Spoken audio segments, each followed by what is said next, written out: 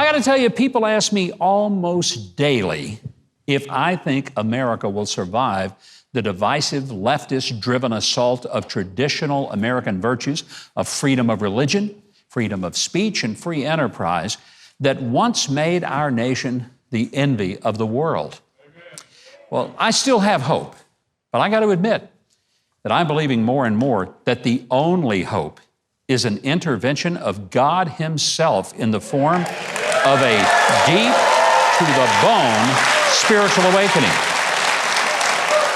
I mean, just this week, we have seen multiple signs of a nation that has gone astray from its ideals and principles.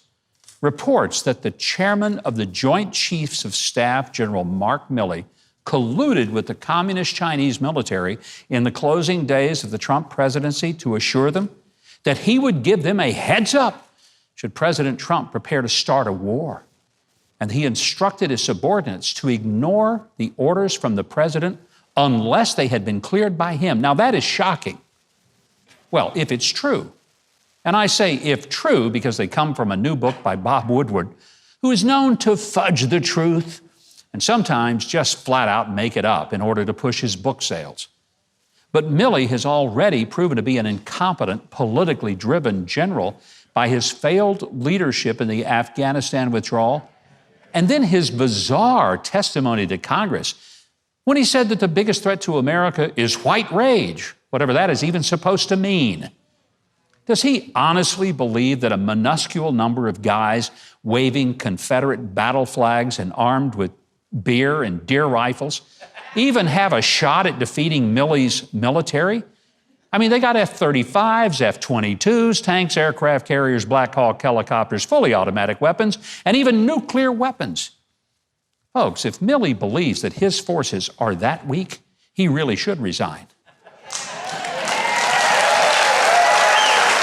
But if he went around the elected president and the civilian commander-in-chief to place himself above his chain of command, he shouldn't be allowed to simply resign. He ought to be court-martialed for treason.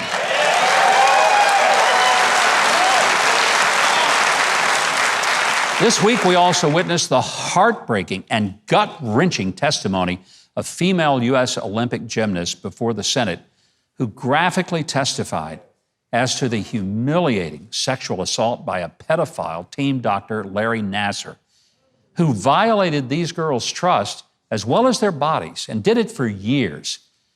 And we learned that their desperate attempts to get the U.S. Olympic officials to intervene fell on deaf ears. But that even worse, the FBI was fully informed of the criminal acts of Nassar toward these minors. They not only covered them up, but they lied to the girls and did absolutely nothing to stop the sadistic and deviant sexual behavior of the team doctor. As of now, one person at the FBI got fired. But no one has yet been charged with having lied about the case or failing to report the assaults to the local authorities.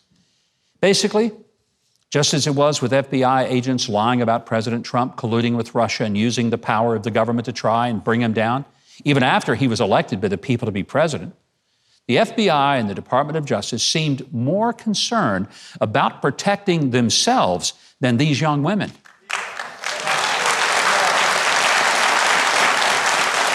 It is beyond disgusting knowing that if you or I break the law, we might have a swarm of FBI agents all over our home at 5 in the morning, breaking in our door and pointing automatic weapons at us and frog marching us to jail. But if the agents break the law, their higher-ups cover for them and at most let them retire with a pension. And then they become analysts on CNN. And this week, if that wasn't enough, Nancy Pelosi ordered that we put up another fence around the U.S. Capitol. You know, this is the same Nancy Pelosi who lives behind a wall, but says walls on the southern border don't work. That Nancy Pelosi this week put up a wall around the nation's capital again. But you know, it kind of makes me wonder, is it to keep bad people out like us?